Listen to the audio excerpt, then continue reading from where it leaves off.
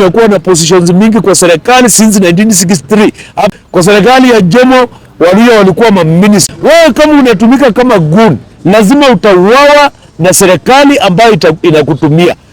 Waluya warudishie Ruto mkono 2027 eti kwa sababu Waluya tuko na positions kwa hii serikali. Ati tuko na prime cabinet secretary, tuko na CS, tuko na PS. Gladys Wanga anaambia Waluya turudishie Ruto mkono 2027 ati kwa sababu tuko na positions kwa hii serikali. Mimi nataka kuambia Gladys Wanga, wewe achana na Waluya. Gladys Wanga, wewe shughulika na Wajaluo, wachana na Waluya. Wanga, wachana na Waluya, shughulika na Wajaluo. Wewe panga Wajaluo, wachana na Waluya. Sisi Waluya hatuna haja ya positions za Ruto. Hatuna haja. Hata hii yenye Musalia yako nayo prime cabinet secretary, mkitaka mchukue. Sisi ile kitu nataka ni hospitali. Chukueni hata hii yenye Musalia yako nayo, mtuletee hospitali. Tukipata mtu wa kuuzia hiyo position Mudavadi yako nayo, hiyo prime cabinet secretary, na ile ingine ya Mudavadi ya Oparanya, na hii ya Wetangula ya speaker. Hizo nafasi tukipata watu wa kuuzia, tubadilishane na watu, tubadilishane na Wajaluo.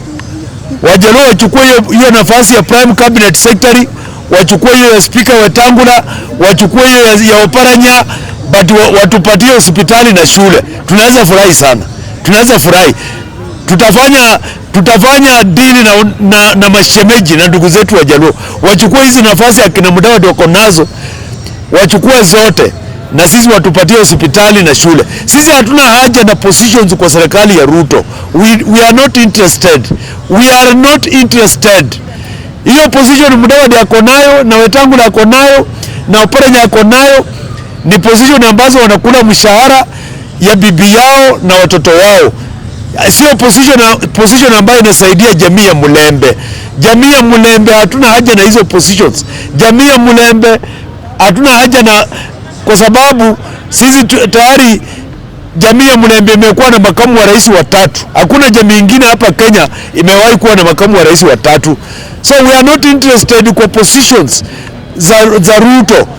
We are not interested. Ile kitu sisi tunataka ni mtu ambaye atabadilisha Kenya, atupunguzie mzigo ya taxes, maisha irudi vile ilikuwa. That is what jamii ya Mulembe wants. We are not interested in positions from Ruto's government. Ruto hata achague CS 22 wakuwe Waluya wote, we are not interested. Bado tutapiga one term. Hata achague CS wote 22 wakuwe Waluya, jamii ya Mulembe bado tutapiga one term. Kwa sababu shida yetu sio positions kwa serikali. Sisi tumekuwa na positions mingi kwa serikali since 1963 up to now, hazijawahi kutusaidia. Kwa serikali ya Jomo Waluya walikuwa maminister. Kwa serikali ya Moi Waluya walikuwa maminister. Kwa serikali ya Kibaki Waluya walikuwa maminister. Kwa serikali ya Uhuru Waluya walikuwa maminister. Kwa serikali ya Ruto Waluya ni maminister. Hizo positions zote hazijawahi kutusaidia. Tulikuja kupata hizi positions ni useless, haziwezi kutusaidia. Sisi ile kitu tunataka ni mtu ambaye atachange Kenya. Na jambo lingine nataka kuongea, jambo lingine la pili. Sisi tuliambia hii serikali, we gave a warning to this government. Tukasema hii mtindo ya kutumia maguns, hii mtindo ya maguns itafanya Kenya ikuwa kama Haiti. Tulisema hii mtindo ya guns itafanya Kenya ikuwa kama Haiti. Hii serikali wamekuwa wakitumia maguns against opponents. Serikali inatumianga maguns Nairobi, kule Mlima Kenya, Western, kila mahali serikali inatumia maguns. Na sisi tulisema maguni ambao serikali inatumia watakuja fanya Kenya ikuwe kama Haiti. Tulisema hivyo. Tulisema maguni watafanya Kenya ikuwe kama Haiti. Kwa sababu these guns, after being used, they will take their own life. Vile Mungiki walifanya. Mungiki ilitengenezwa na serikali iliyokuwekwa wakati huo, ikatumiwa. Wakati Mungiki walikuwa abandoned, Mungiki had to take their own life. Wakaanza kukata watu vichwa. Tulionya hii serikali tukawaambia, sasa ona zile vitu zimefanyika hapa Thika Road. Watu wameamuka wakakuja kwa mapanga na visu kwa barabara asubuhi, wakaibia watu, ati tunatafuta breakfast, wakaibia watu, wakapora watu na wakarudi wakaenda mtaani. Hao ni maguni. Na huyu mwingine ambaye ametumiwa na serikali, ametumiwa hapa kama guni, huyu ambaye ameuawa na Fikirini Jacobs, hao wenyewe wamemtumia hapa kama guni kuangaisha watu, alafu wenyewe wamerudi wamemuua. Wamemtumia kama guni hapa. Huyu ambaye anaitwa Sisi Otieno, huyu ambaye Fikirini Jacobs amempiga risasi. Ni kitu ya kushangaza sana. Serikali inaua maguni wake. Serikali inaua maguni wake.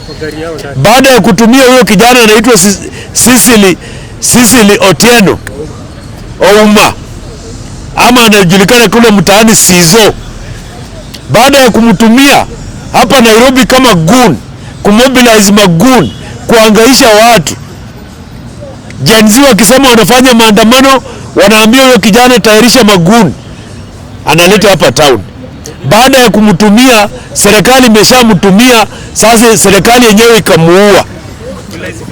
Na mimi naambianga vijana, hii serikali itawatumia kama maguni na itawaua. Mimi naambianga vijana kila siku, I always remind you, na sitachoka kuambia nyinyi vijana, sitachoka kuambia, because nawahurumia. Wewe kama unatumika kama gun, lazima utauawa na serikali ambayo inakutumia. You will be killed. Hautaishi. Hawezi kubali uishi. Hawatakubali uishi. Kwa sababu washakutumia kama gun, wanajua wewe ni mtu mbaya, na wanajua unaweza tumiwa na mtu mwingine, tena wanajua wewe ni living witness. Wewe ni shahidi anayeishi. Hawezi kubali uishi. Hawezi kubali uishi. Lazima watakuua. Sasa wameshamalizana na Sisi Otieno Ouma, Sizo. Tena wataua mwingine, waue mwingine, watauanga tu mmoja mmoja. They will be killing one by one. Serikali inatumia maguni, alafu inawamaliza mmoja mmoja. Inawamaliza mmoja mmoja. Na vijana mimi nawaambia, usikubali kutumika kama gun. There is no dignity in being used as a gun. There is no dignity in being a gun to a politician. There is no dignity. Ukiwa wewe unatumika kama gun, ujua wewe unatumika kama condom ambayo itamaliza kazi tupwe. Ama unatumika kama tissue paper ambayo mtu akishajipanguzia ana flash inaenda. Ama unatumika kama kifagio ya kufagia mavi. Kifagio kama imeshafagia mavi, huwezi kuiweka kwa nyumba tena. Ujua wewe kama ni gun, wewe kama ni gun, wewe ni kama condom, ama wewe ni kama tissue paper, ama wewe ni kama kifagio ya kufagia mavi. Lazima utakuwa discarded. They will delete you one by one. Mimi nawaambia ukweli, muamini ile mambo nawaambia. You will be killed one by one. Vijana ambao mnatumika kama gun, magun, Nairobi and all over Kenya, all of you will be eliminated one by one. You will be eliminated one by one. Sasa ona vile maguni wameamukia Thika Road, vile wamefanya, wameumiza watu. Walisimamisha magari wakatengeneza jam, wameumiza watu kwa magari, wamepora watu masimu nini, ati wako na njaa, wamekuja kuhustle, wanasema tumekuja kuhustle, wamepora watu. Sasa hii serikali ilienda kusaidiana Haiti, tukapeleka polisi Haiti kumaliza gangs. Na serikali yenyewe ambayo serikali ya Kenya ya Ruto ambayo ilipeleka polisi Haiti kumaliza gangs, ndio serikali ambayo inatengeneza gangs hapa. Sasa Ruto aitisha usaidizi kutoka Haiti. Haiti watumane polisi wakuja kusaidiana hapa kumaliza gangs. Wakuja kusaidiana hapa kumaliza gangs. Na jambo lingine mimi nataka niongee ni mambo huyu mtu anaitwa, huyu mtu mnono huyu anaitwa Omar Hassan. Huyu Omar Hassan ambao ukimwangalia huwezi jua ni mama ama ni mbaba.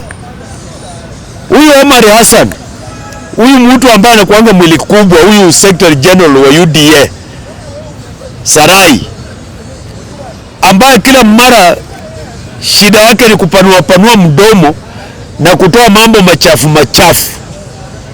Hii ka position tu ambayo uko nayo ya Secretary General ya UDA imekufanya wewe ujione you are a king in this country. Imejifanya wewe uone wewe ni mtu mkubwa in this country, that you can do what you want, you can talk what you want. Omar Hassan, wacha niwaambie, media houses are not your enemies. Unapiga media houses. Media houses are not your enemies. Media houses are not your enemies. Media ni kama kioo. Ukichukua kioo ujiangalie kwa uso hivi, uone uko na matope kwa uso. Uwezi pigana na kioo ati kwa sababu imekuonyesha uko na matope kwa uso. Panguza matope kutoka kwa uso yako. Panguza matope, wacha kupigana na kioo. Media is our mirror. Media inatuonyesha vile tuko. Media inawaonyesha vile muko. Media inasimamia ukweli. The media reports the truth. Kama mulifanya promises, the media is reminding you each and every of your promise. Wacheni kupigana na media. Your enemy is not the media. Your enemy is the promises and the lies you made to Kenyans. Your enemy is the promises, fake promises, and the lies you made to Kenyans. Your promises and the lies you made to Kenyans are your enemies. It is not the media. Omar Hassan, hii mchezo uko nayo, hii ka position uko nayo ya Secretary General, hata Malala alikuwa nayo.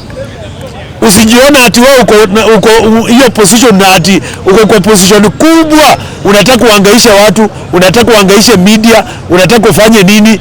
Omar Hassan, sisi kama Wakenya hatuogopi. We do not fear anyone. Sisi hatuogopi. And Omar Hassan, we shall continue calling you out. We shall continue calling you out. Juzi ulitoa matamshi kule Mombasa ya kupiganisha watu wa Mombasa na Wakikuyu. Hatujasahau. Na National Cohesion and Integration Commission mpaka waleo hawajakuchukulia hatua. Omar Hassan, hawajakuchukulia hatua kwa ile matamshi ambayo ulitoa. National Cohesion and Integration Commission hawajakuchukulia hatua kwa ile matamshi ambayo ulitoa ya incitement, ya ku-incite communities against each other. Omar Hassan, wacha nikuambia, 2027 inafika and power is transient. Na ujue hii power after 2027, August 2027, Omar Hassan, ujue itaisha. Hii power yenu tunaenda kumaliza August 2027. And each of you will have to account for your actions in this country. You will have to account. You will have to account. Jambo lingine mimi nataka niongee ni mambo ya Olukalau. Tunaona serikali yote imemwagika Olukalau, ma-CS wote, ma-principal secretary, sijui ma-parastatal heads, mpaka mapishi wa State House wako Olukalau. Kila mtu amemwagika Olukalau. Barabara zinatengenezwa, wamemwaga ati wanatengeneza barabara, wanatengeneza stima, wanatengeneza nini? Mbona hiyo Olukalau kabla huyo mbunge akufe, mbona serikali haikuwa inafanya hizi vitu huko? Mbona hii serikali haikuwa inafanya hizi vitu huko?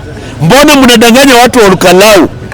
Why are you lying to Olukalau people? Mbona mnawadanganya? Mnapeleka huko serikali yote mpaka wapishi wa State House mnapeleka Olukalau. Wacha niwaambie, na hii intimidation na hii vitisho ambayo mnatumia itaisha. Itaisha. And I want to tell the people of Olukalau, do not be intimidated. Msikuwe intimidated.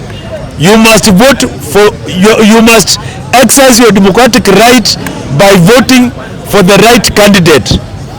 By voting for the right candidate. Msikubali kutishwa na hii serikali ambayo inafikiri itatumia vitisho ifaulu. Msikubali hata kidogo. Mkatae watu wa Olukalau.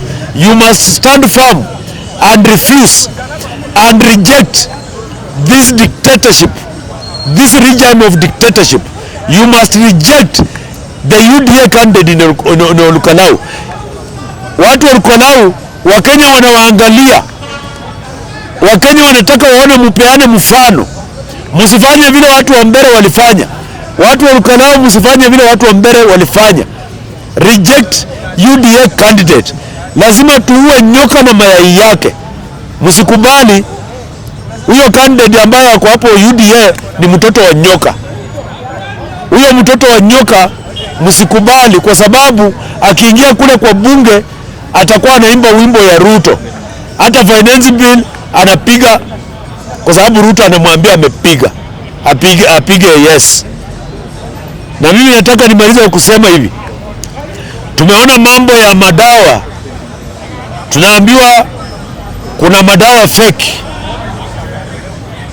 kuna madawa contrabands fake za ARVs na madawa zingine, na sisi haitushangazi kwa sababu hii serikali ni serikali ya wash, serikali ya fakeness, na kila kitu katika hii serikali lazima kuwa fake. Sasa wanataka kuua watu ambao wako na ukimwi kwa kuwapatia dawa fake. Mlipata wagonjwa wa ukimwi Kenya hii wakiwa tu vizuri, wakiwa wanameza dawa. Sasa Ruto, wewe ambaye ulijisema wewe ni Mkristo, serikali yako inapatia wagonjwa wa ukimwi dawa fake. Serikali yako inapatia wagonjwa wa ukimwi dawa fake. Serikali yako inachukia wagonjwa wa ukimwi, inachukia mpaka kiwete anapigwa kule Nakuru. Serikali yako inachukia kila kitu, inachukia watoto inaua, inachukia vijana inaua, inachukia wagonjwa wa ukimwi, inawapatia sumu badala ya dawa ya ukimwi. Hii ni serikali ambayo kila kitu ni fake. Hii serikali kila kitu ni fake. Na mimi nataka kuambia Ruto, siku zako za karibia za kutoka ofisini zinakaribia. Kuanzia leo bado uko na siku 404 days, 13 months and 8 days kwa ofisi, 404 days kwa ofisi. Zile siku ambazo bado uko kwa ofisi, 9700 hours ambazo bado uko kwa ofisi, 30 million minutes ambazo bado uko kwa ofisi, 60 million seconds ambazo bado uko kwa ofisi. Contract yako inaisha tarehe 10 mwezi wa 8 2027 saa 5 na dakika 59 usiku. Na tutakapopiga kura tusikie Ruto amepata kura 3,000,000, kwa sababu tunatarajia, tumemfanyia hesabu yake, tunajua kura yake itafika 2.5 milioni. Tumefanya hesabu yake, tumefanya uchunguzi ya kutosha, tumefanya uchunguzi mara kadhaa, tukapata hesabu ya Ruto itafika kura 2.5 milioni. Na tukipata kura Ruto ameanguka, amekuwa namba 4 na kura 3,000,000, akuwe namba 4 na kura 3,000,000, tutaenda kupetition kwa Supreme Court ituambie Ruto alipataje kura 3,000,000 Kenya hii. Asante na Mungu awabariki.